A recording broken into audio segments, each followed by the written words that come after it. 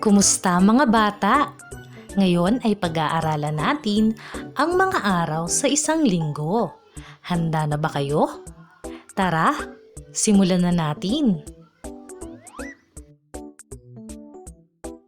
Mga bata, ilang araw nga ba mayroon sa isang linggo? Tara, bilangin natin. 1, 2, 3, 4, 5, 6, 7. Tama, mayroong 7 araw sa isang linggo. Narito ang mga pangalan ng 7 araw sa isang linggo.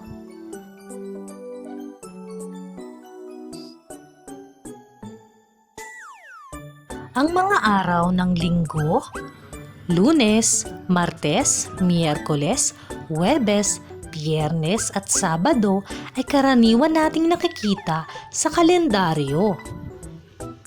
Ang kalendaryo ang nagsisilbing gabay upang malaman natin ang tamang petsa at araw. Ang unang araw sa isang linggo ay Linggo o Sunday. Ang ikalawang araw naman ay Lunes o Monday.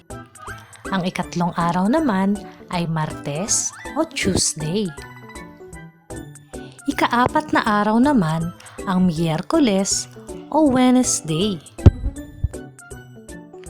Ika-5 araw naman ang Huwebes o Thursday.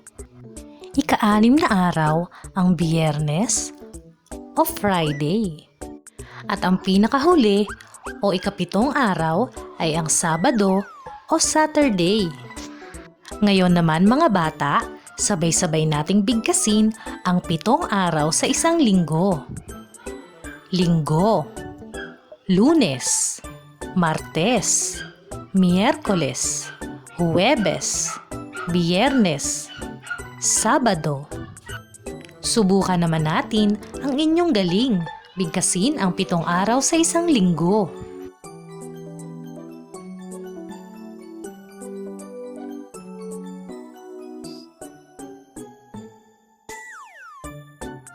Mahusay! Ngayon naman, ihanda ang inyong sarili para sa pagsasanay.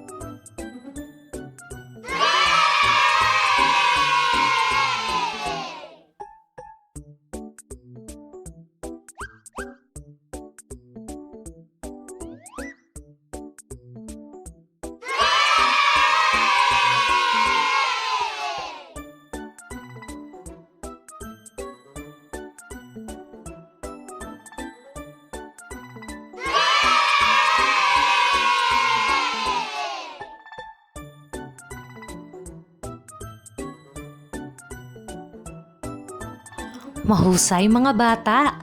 Hanggang sa muli!